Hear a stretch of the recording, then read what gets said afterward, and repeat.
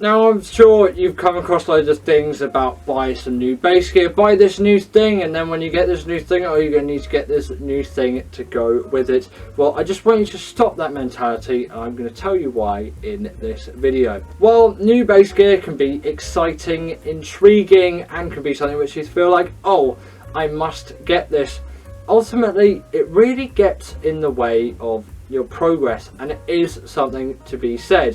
While making big investments on an instrument can feel good, and that can be the perfect instrument for you, and you never move from that in your life, that's often not really the case unless you use these tips which I'm going to give you in this video to make the right buying decision. Often people suffer from what is called an impulse buy. I'm sure you know, a new shiny thing comes out and you think, oh, I'm going to get this, and then you get it and you play it for a few weeks and you think it's amazing, and then you just sort of don't use it again. And that is often where people really waste their money in bass gear, and it's only really upgrade stuff when you really need it. If you feel like this current thing which I'm getting isn't giving me what I need, and there's a sort of strong mentality shift you need here.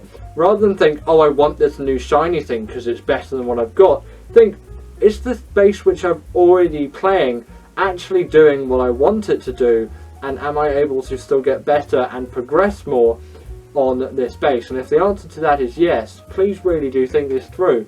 Then you don't really need that other bass. You can keep progressing on your previous one, but if you do really feel like you need it, you can always wait a few months, and if still in a few months time you really feel like, oh no, I want this bass, then go for it.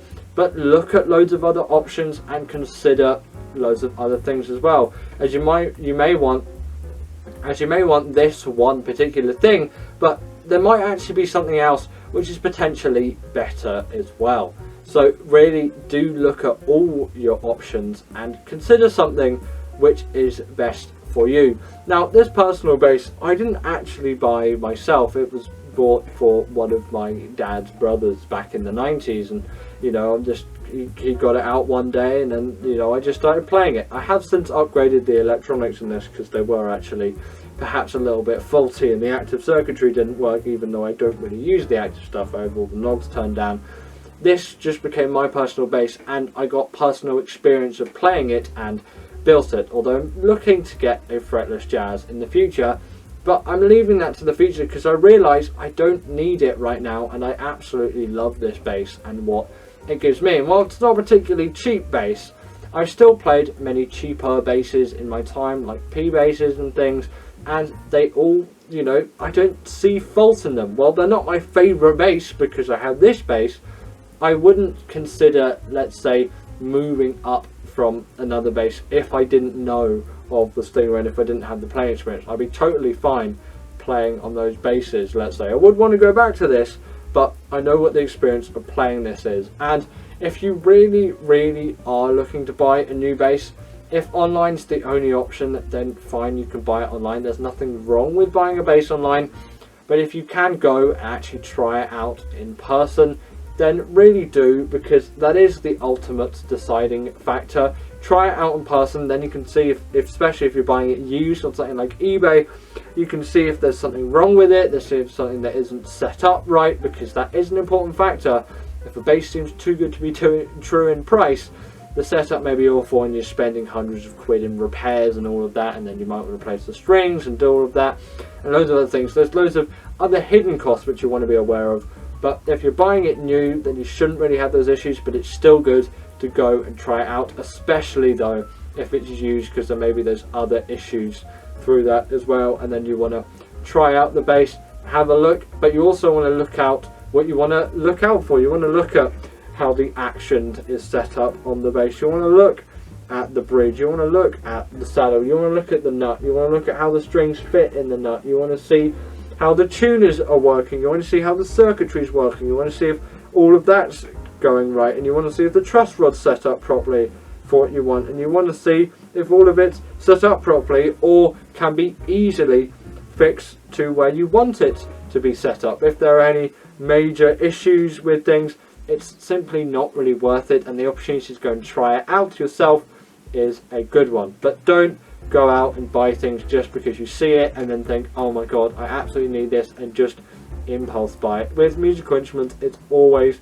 worth time. And while you may think, oh, when I buy this thing, I'm going to be satisfied forever, and then boom. On an impulse buy, that's usually not the case. You'll think, oh, I've got this shiny new bass, well, I'm going to need a much better amp to use with it, right? And then I'm going to need more expensive cables, and then, oh no, I'm going to need, you know, whatever else. And then it's like, no, you need another bass now to do this thing. It's like you get down a rabbit hole of all of this stuff, and it's really not worth it. Essentially, find a thing that's right for you, essentially. Like, this bass was right for me, but I got to personally try it out and use it. But I will be getting a jazz bass, but I'm going to look through and consider my options when it comes to that. I'm going to look through the options, and I've still probably got about a year or two until I actually buy it. But, you know, for example, I've bought one new instrument this year because I am a sax player, and this is my Yanagisawa soprano. And I spent a lot of time thinking about this instrument, and I went down to London to go and try out some stuff in Sax & Co. And, you know, this was the soprano I was looking to buy, and obviously I did try it. It's the unlacquered version as well, so it's a little bit less shiny, and this is the one that I went for ultimately because it's the one that I wanted.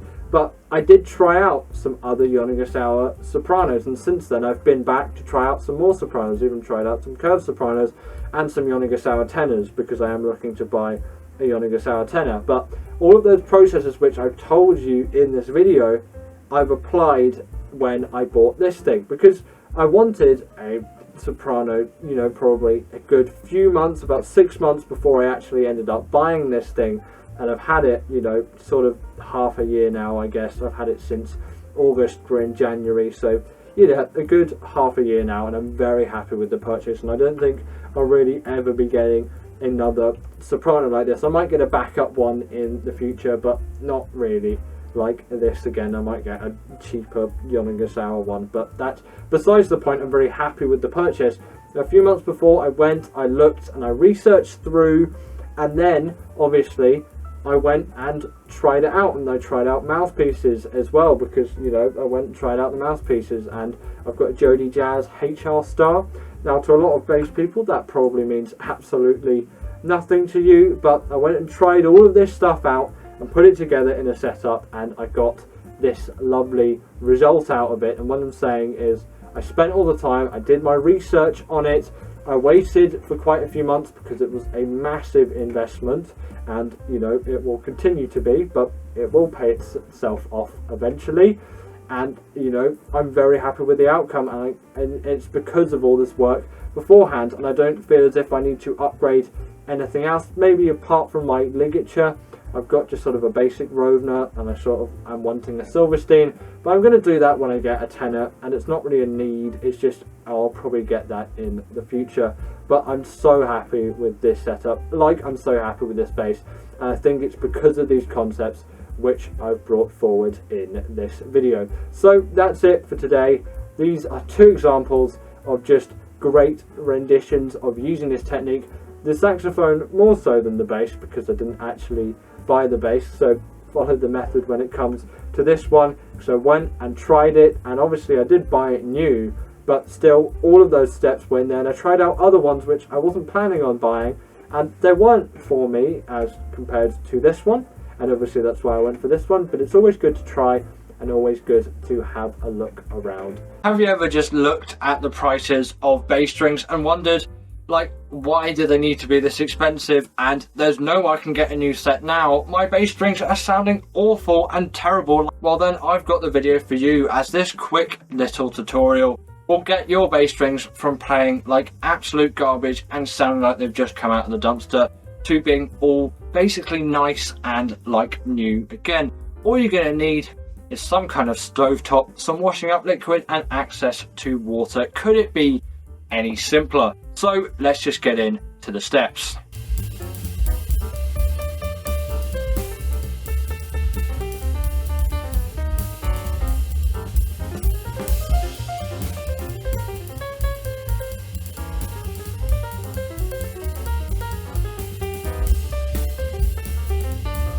So it's a pretty neat trick if it actually works, right? But, you know, I've given you no proof to if it does work. So I'm going to give you a before and after, and I'm going to make them a blind test, and you put in the comments below which one you think is the non-boiled string and which one you think is the boiled string. Then I will reveal them to you at the end, and you should be able to hear quite a big difference. One will sound a lot brighter and have a lot more top end than the other. I'm using the exact same settings on my amp and my bass for both of these to keep them as fair as possible.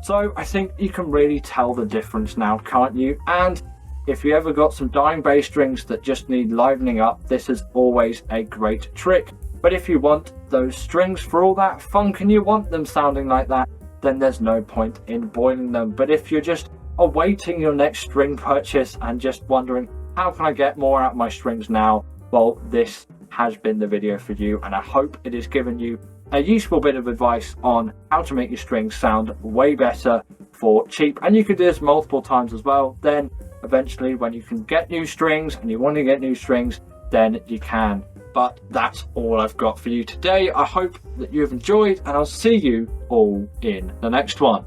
Bye.